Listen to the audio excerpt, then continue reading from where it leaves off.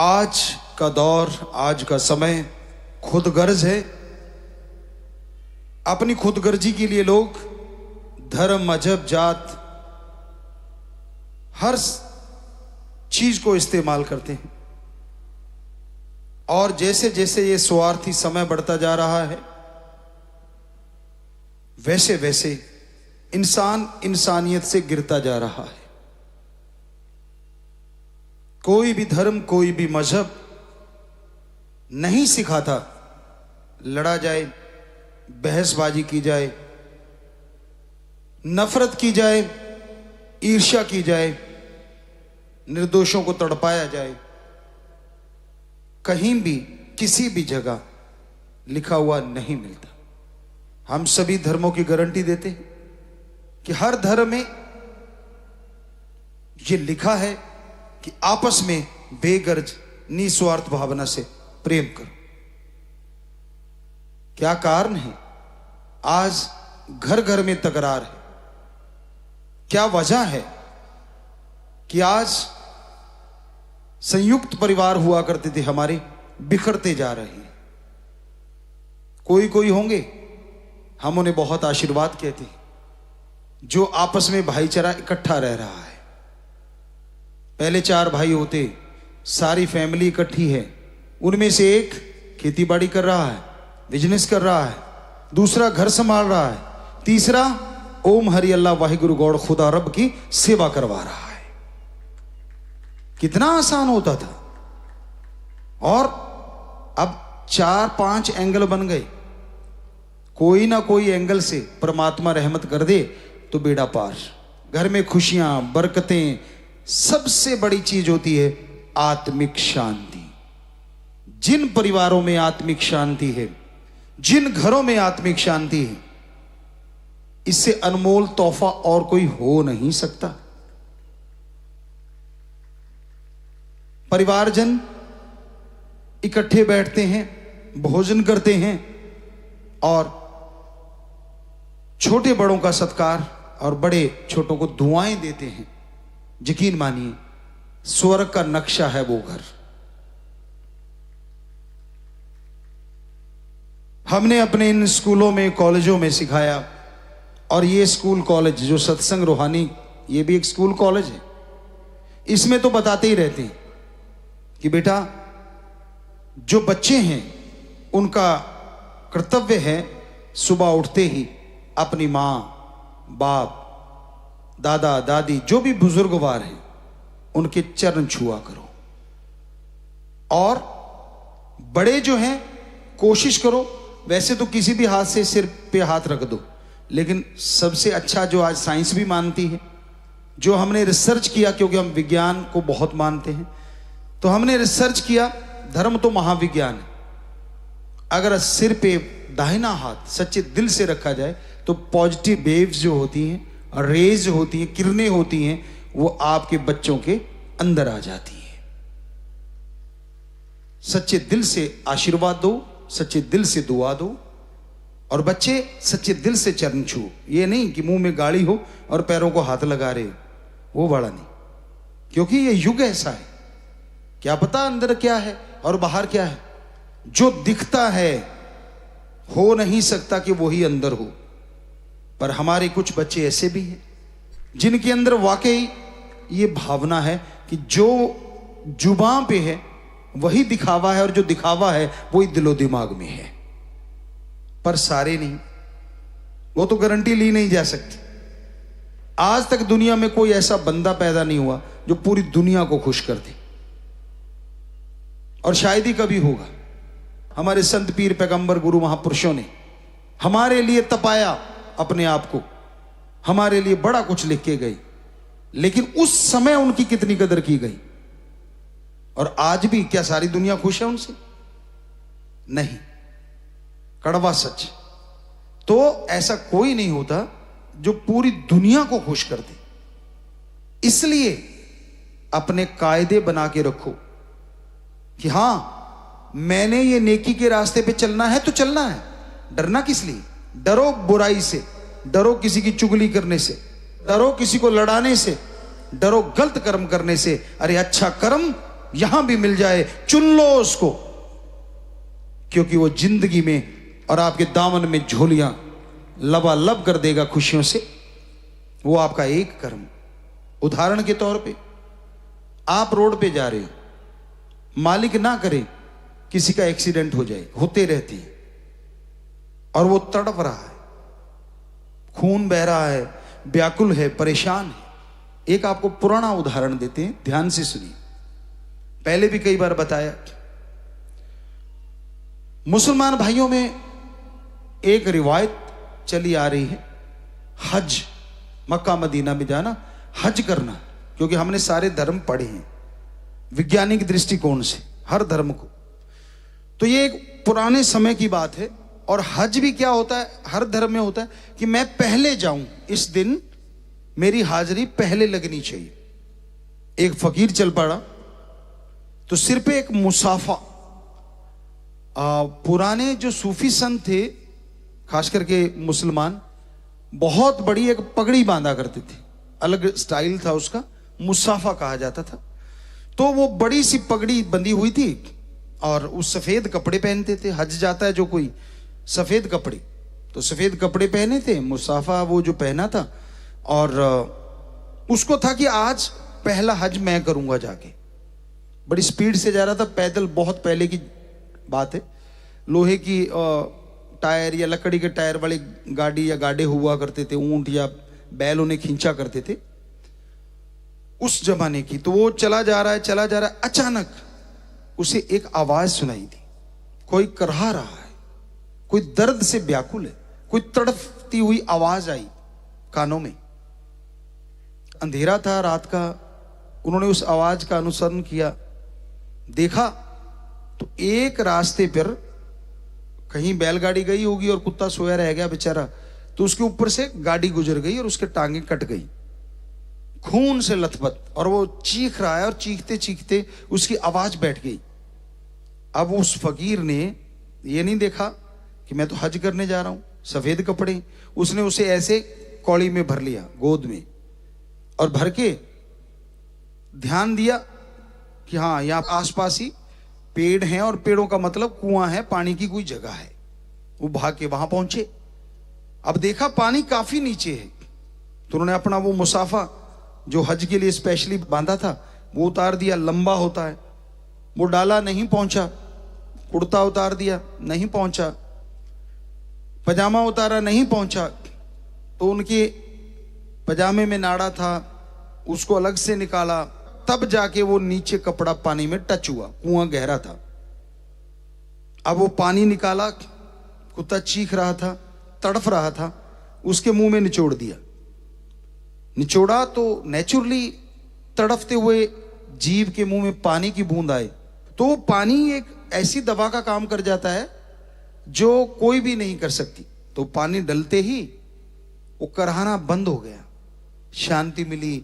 उसने दया भरी आंखों से फकीर को देखा, फकीर की आंखों में आंसू आए और कुत्ता शांत हो गया, यानी गुजर गया। अब फकीर ने कपड़े पहने और जब अपना हुलिया देखा तो सारा खून से लथपथ। तो उसने उस मालिक को याद किया कि हे अल्लाह, मुझे जाना था, पहला हज करना था, चलो कोई बात नहीं, पर यह काम मेरे लिए जरूरी था, सो क्षमा करना, मुआफ करना। यूं कह के वो फकीर सो गया। अभी आंख लगी ही थी, अचानक एक तेज प्रकाश आया और जिसके लिए हज करने जा रहा था वो उसके पास चल के आ गया। आवाज आई, हे बेटा, मैं वही हूं जिसके लिए तू हज करने जा रहा था, पर तेरा तो हज बहुत बड़ा हो गया क्योंकि तूने मेरे एक जीव को शांति दी और मेरे से मिला दिया। क्योंकि संतों के हाथों से पानी पिएगा तो भटकेगी नहीं आत्मा, परमात्मा के पास जाएगी। तो तेरा हज सबसे अव्वल दर्जे का मैं मंजूर करता हूं। तो भाई, किसी की जिंदगी बचाना, इससे बड़ा पुण्य कोई दूसरा नहीं हो सकता। किसी को सीधे रास्ते लेके चलना, इससे बड़ा पुण्य कोई दूसरा नहीं हो सकता। किसी की गलत फहमी निकालना, इससे बड़ा कोई दूसरा पुण्य नहीं हो सकता। और समाज में बुराइयां, नशे जो आज एक बड़े दैत्य का रूप धारण किए हुए हैं, दानव, राक्षस, उससे किसी को बचाना, इससे बड़ा पुण्य कोई नहीं हो सकता। जरा जाके देखिए, हर स्टेट में, एक दो स्टेट का नाम बदनाम है, पर हम हर स्टेट से जुड़ते हैं, लगभग हमारे देश में ही नहीं पूरे वर्ल्ड से जुड़ते हैं। पूरी दुनिया में यह हाल है कि मां का रोना आम हो गया है। कहते इससे बड़ा कोई दुख नहीं होता जब मां को, बाप को अपने बेटे की अर्थी उठानी पड़े। और आज आप देखिए जाके हर स्टेटों में कितने मां बाप बेचारे इतने दर्द को सह रहे हैं, जिन्होंने अर्थी अपने हाथों से उठाई होगी। क्या उससे बड़ा कोई दर्द हो सकता है? नन्हे से को पाल पोस के, जरा सोचिए, दिल पे हाथ रखिए, आप अपने बच्चों का सोचिए कि कैसे पालते हैं, कितने सपने लेते हैं हम, मेरा बेटा, मेरी बेटी ये बनेगी, वो करेगा, वो करेगा, करते करते बड़ा हो गया, देखते देखते, पर मां बाप के लिए बड़ा नहीं होता। बुरा ना मनाना, सच्ची बात है, मां बाप के लिए बच्चा हमेशा छोटा ही रहता है। ये अलग बात है, बच्चों को पसंद नहीं आती ये बातें कि तू ज्यादा ही सियाना है। अरे भाई, वो मां ने 9 महीने गर्भ में रखा है, चंद बातें कह दी तो क्या तेरे पहाड़ टूट पड़ा? एक बार हम भी बात में से बात निकल आई, सिक्किम में गए हुए थे, तो वहां काफी आत्महत्या हो रही थी। वहां के सीएम साहब, उनके सेक्रेटरी साहब ने कहा, गुरुजी आप सत्संग कर रहे हो, लोग प्रभावित हो रहे हैं, यहाँ बच्चे सुसाइड बहुत करते हैं। शायद एशिया में नंबर था तब। हमने कहा जी हमारा तो काम है सत्संग करना। तो बच्चों को हमने सत्संग किया, तो हमने कहा बेटा क्या चक्कर है? कहते जी ये कोई बात थोड़ा है, हमें टोक देते हैं, और पहाड़ी इलाका है, वहां से छलांग मारी और सुसाइड। तो कहते हमें कैसे टोकते हैं, वो होते कौन है? हमने कहा हाँ बिल्कुल सही, ऐसे कैसे हमें टोक देते, हमें ज्यादा ज्ञान है, हम आधुनिक हैं। हमने कहा बिल्कुल सही। हम बच्चों के साथ हो लिए, वो बच्चे बातें करते रहे, और हमने कहा बेटा अब हमारी एक सुन लो। देखो हमने आपकी हर बात में हाँ मिलाई है। कहते हाँ अब सुनेंगे आपके गुरुजी, कोई हमारी सुनता ही नहीं, आपने सुनी है। हमने कहा अब हमारी सुन लो। हमने कहा आपको पता है आपकी मां ने आपको 9 महीने गर्भ में रखा, और आपको लगता है कि ये छोटी सी बात है? तो बेटा ऐसे करना, एक ईंट ले लो और अपने पेट पे बांध लो, 2.5-3 किलो की ईंट, और आप 3 दिन सो के दिखाओ, क्या सो पाओगे? कहते गुरुजी ऐसे कैसे बांध ले, नींद ही नहीं आएगी। अब इधर करवट बदलेंगे तो ईंट हमें इधर को खींचेगी, इधर बदलेंगे तो इधर को। तो हमने कहा क्यों, दर्द होगा? कहते हाँ जी चोट लगेगी, अब ईंट है तो चोट तो लगेगी। तो बेटा 2.5 किलो की ईंट 3 दिन नहीं बांध सकते, तेरी मां ने तेरे को 9 महीने गर्भ में रखा है रे भाई, 9 महीने। और 9 महीने के बदले वो 9 बातें भी कह देती है, तो क्या आपका मतलब है सुसाइड कर लो, छलांग मार दो? तो सोचने की बात है। तो मां बाप के लिए बच्चे छोटे ही रहते हैं, तो वहीं पे आते हैं, और वहीं बच्चे जब नशे व्यापारियों के हाथों में चढ़ जाते हैं, लानत ऐसे व्यापारियों पे, चाहे हमें तो गालियां देती हैं और दे लेंगे 4, क्या फर्क पड़ता है, फकीरों का तो काम है, लानत देने से बाज नहीं आएंगे। लानत ऐसे व्यापारियों पे और लानत मां बाप पे भी होती है। हमारे धर्म कहते हैं जो दूसरों को मारने का काम कर रहे हैं इनडायरेक्टली, वो तो नशे का व्यापार कर रहे हैं। अरे आपको क्या पता, आपकी इस गंदे नशे की वजह से आज हमारी कितनी जवानियां सिरे पे नहीं जा रही और वो मर रही हैं, और वो मां बाप कितना दर्द सहन कर रहे हैं। अरे कोई और व्यापार कर लो यार, दुनिया में कोई व्यापार की कमी नहीं है। तो वो मां बाप को कितना दुख होता होगा जिसका बच्चा चला गया, कितनी बद्दुआएं निकलती होंगी। जितना मर्जी धन दौलत कमा लेना, जब अंदर का चैन नहीं होगा और अंदर का करार नहीं होगा तो क्या फायदा ऐसी दौलत का। इससे तो वो अच्छा जो रात को हड़ जोतता है और सुबह उन्हीं बड़े बड़े ढेलों पे, बड़े बड़े डलियां थे सो जाता है, और ऐसी नींद आती है जैसे घोड़े बेच के सोया हो। वो ज्यादा बेहतर है उनसे जिनके गद्दे लक्ष्मण झूले की तरह ऐसे ऐसे जंप करते हैं, करोड़ों अरबों पति हैं, लेकिन नींद के लिए इंजेक्शन लगाते हैं, चैन के लिए दौड़े फिरते हैं कहीं से चैन मिल जाए, करार मिल जाए। अरे भाई इसलिए कहते हैं कि माया होई नागणी जगत रही डहकाए, जो इसकी सेवा करे उसको ही ये खाए। किसी पे जुल्म करके, किसी का हक मार के अगर खाओगे ना तो वो माया नागणी की तरह हो जाती, जिंदगी भर चैन नहीं लेने देती। तो क्या फायदा ऐसी जिंदगी का? मस्त मौला, जिंदगी का कोई मुकाबला नहीं, जिसको टेंशन नहीं, जिसकी जिंदगी में संयम है, संतोष धन जिसे कहा जाता है संयम। तो जरूरी है कि आप संयम को अपनाएं, जरूरी है कि आप आत्मिक शांति हासिल करें, और उसके लिए जरूरी है ये जो नेक काम आपको बताए इनको बढ़ चढ़ के किया करो। पर सबसे जरूरी अल्लाह वाहिगुरु गॉड खुदा रब का नाम लिया करो, दिखावा चाहे ना करो। क्योंकि ओम हरि अल्लाह वाहिगुरु गॉड परमात्मा ही हमें ये शक्ति देता है, हमें ये ताकत देता है कि हम नेकी के रास्ते पे चल सके। वरना तो आज के दौर में बड़ा मुश्किल है नेकी पे चलना, आज के दौर में बड़ा मुश्किल है सच्चाई के रास्ते पे चलना। रोकने वाले, टोकने वाले, गिराने वाले बहुत मिल जाएंगे, उंगली पकड़ के चलाने वाला कोई कोई मिलता है। तो इसलिए परमात्मा के नाम का सहारा जरूरी है। दिखावे की बजाय उसका जाप करो। सोच के बताओ आप कितना सुमरण करते हैं, अल्लाह वाहिगुरु गॉड खुदा राम को कितनी देर याद करते हैं। 24 घंटे हैं आपके पास, टाइम नहीं है जी हमारे पास। सही टाइम पे सुबह ना रफा हज तो फ्रेश ना हो तो चक्कर पड़ जाता है, मुझे तो आज गड़बड़ हो गई। सही टाइम पे जाता है, हम नहीं रोकते कि मत जाओ, जरूर जाओ। नहाता है सही टाइम पे, सुबह का ब्रेकफास्ट खाता है, दोपहर का अलग से लंच है, तो लंच के बाद फिर एक और होता है, टी टाइम हो जाता है। टाइम तो जितने मर्जी बना लो, उन सब के लिए टाइम है। दफ्तर जाएगा, खेती करेगा, दुकान खोलेगा, टाइम है, क्योंकि माया रानी चाहिए। और माया रानी के लिए तो टाइम भाई धक्के से आ जाता है। तो परमात्मा बेचारा एक ऐसा रह गया जिसके लिए टाइम ही नहीं। कमाल हो गई। जो आपकी आत्मा को, रूह को आत्मिक शांति देगा, जो आपको वो असीम सुख देगा जिसकी कल्पना नहीं कर सकते, उसके लिए आपके पास टाइम ही नहीं। और एक दिन ऐसा आ जाएगा वाकई टाइम नहीं होगा, जिंदगी की शाम हो जाएगी, रात हो जाएगी, फिर क्या करोगे? इसलिए समय जरूर दिया करो। 24 घंटे में कुछ तो शर्म कर लो यार, थोड़ा सा। बेटे बेटियां हमारे जो बैठे हैं परमात्मा के, वो संतों की औलाद होती, सभी को और जो सुन रहे हैं जरूर टाइम दिया करो। एक फिक्स कर लो टाइम, 15 मिनट सुबह शाम। 23.5 घंटे तो फिर भी आपके लिए हैं, कुछ भी करो, कौन रोकता है। लेकिन बुरा कर्म ना करो।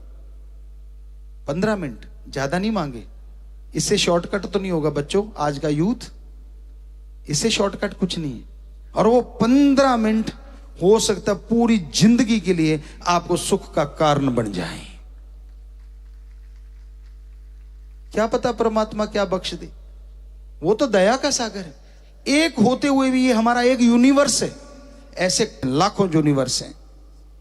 क्या लिखा? लाखों खंड ब्रह्मांड। खंड है धरती, ग्रह चक्र, नक्षत्र और ब्रह्मांड, यूनिवर्स। तो लाखों यूनिवर्स हैं, और उसमें कितनी जगह जिंदगी होगी जरा सोचिए। लाखों चंद्रमा, सूरज, नक्षत्र, ग्रह। ये तो आज के बच्चे जो साइंस में थोड़ी रुचि रखते हैं उनको पता है, कहीं सूरज 2-2 भी हैं, किसी खंड के 3-3 भी हैं, और किसी खंड में एक चंद्रमा ही नहीं है, किसी में 2-2, 3-3 चंद्रमा है, कहीं सूरज है ही नहीं, ऐसे खंड भी हैं। ऐसी जगह जिंदगियां हैं जिसे आप एलियन कहते हो सकता है वो तो हमारे ही किसी यूनिवर्स के किसी कोने से आया हो। जो बाकी यूनिवर्स है, कभी कल्पना करिए वो कहां कहां है। तो ये महाविज्ञान है हमारा धर्म, और उस महाविज्ञान को हमने अनुभव किया है। खुद नॉन मेडिकल के स्टूडेंट रहे, इसलिए साइंस में रुचि। लेकिन साइंस तो बेचारी बौनी हो गई जब भगवान के नाम का प्रताप देखा। जब गुरुजी ने, शास्त्र नाम शाह मस्तान दाता ने हमें रास्ता दिखाया, उस पे चले, तो विज्ञान तो बौनी, एक छोटा सा कण रह गई, और हमारा धर्म महासागर बना हुआ है। महासागर जिसमें नायाब हीरे हैं, मोती हैं, लाल हैं, जवाहरात हैं। पर कभी खोजने की कोशिश करो, दिखावे पे जोर लगाते हो। दिखावा कम कर लो, कोई फर्क नहीं पड़ने वाला। देखने से दुनिया मस्त होती है, परमात्मा नहीं। परमात्मा कर्मों से मस्त होता है। कर्म कैसे करते हो, भावना से मस्त होता है। भावना कैसी है आपके अंदर? शुद्ध भावना होगी तो यकीन मानो मालिक यूं घर गृहस्थ में बैठे भी मिल जाएगा, दुनिया छोड़ने की जरूरत नहीं पड़ेगी। और अगर कर्म खोटे हैं तो परम पिता शास्त्र नाम जी दाता ने एक भजन लिखा है, कर्म करे खोटे पड़ेंगे बड़े सोटे, किसी पूछनी नहीं तेरी बात रे। तो कर्म खोटे करते हो भाई तो दुनिया त्यागने से कोई फायदा नहीं।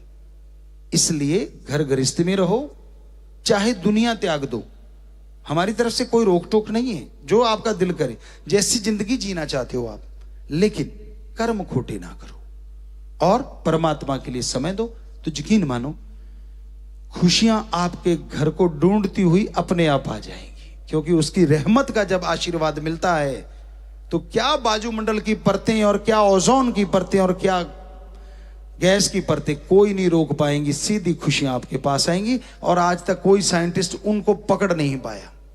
एक बार Australia, German, Holland, USA, UK, ऐसे काफी देशों ने कोशिश की कि हम देखें इनमें पॉजिटिव रेज आती कहां से, जो भक्ति करते हैं। तो उन्होंने सेंसर फिट कर दिए, महाकंप्यूटर कह लीजिए या सुपर कंप्यूटर कह ले दूसरी भाषा में, वो सारे फिट कर दिए, चिप फिट कर दी गई लोगों के अंदर और उनको बिठाया गया।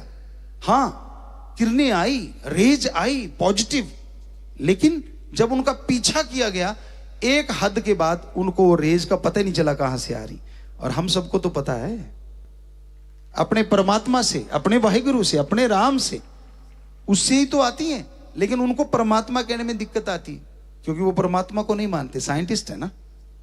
लेकिन लास्ट में उनका क्या वर्ड होता है हमें पता नहीं, या ये कोई सुप्रीम पावर तो है, ऐसी कुछ तो शक्ति है या कुदरत है।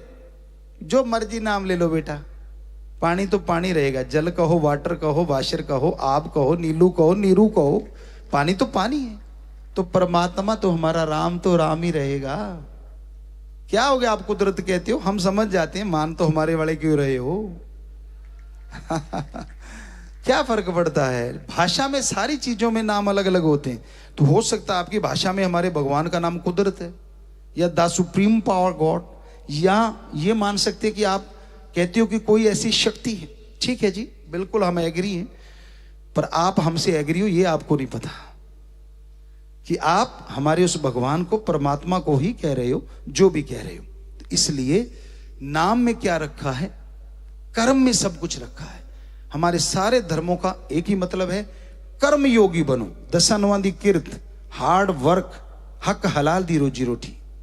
और दूसरा ज्ञान योगी बनो, वाहिगुरु दा नाम जपो, अल्लाह की इबादत करो, गॉड्स प्रेयर करो। भाषा अलग है, मीनिंग्स वही है। तो कर्म योगी और ज्ञान योगी जो बन जाता है ना जिंदगी में, उसे कोई दुख नहीं आता और चेहरे पे नूर रहता है। कितने भी पहाड़ जैसे चीजें आके टकरा जाएं, यूं यूं उड़ जाती हैं और चेहरा नूर से लवरेज रहता है, अंदर सुरूर रहता है। तो हमारा तो इतना बताना, अमल करना आपकी मर्जी, हमारा काम बताना। आगे आप मर्जी के मालिक, जो आपको अच्छा लगे आप करेंगे तो वही, पर हमें लगता है उस अच्छे में अगर ये ऐड कर लें तो ज्यादा अच्छा है।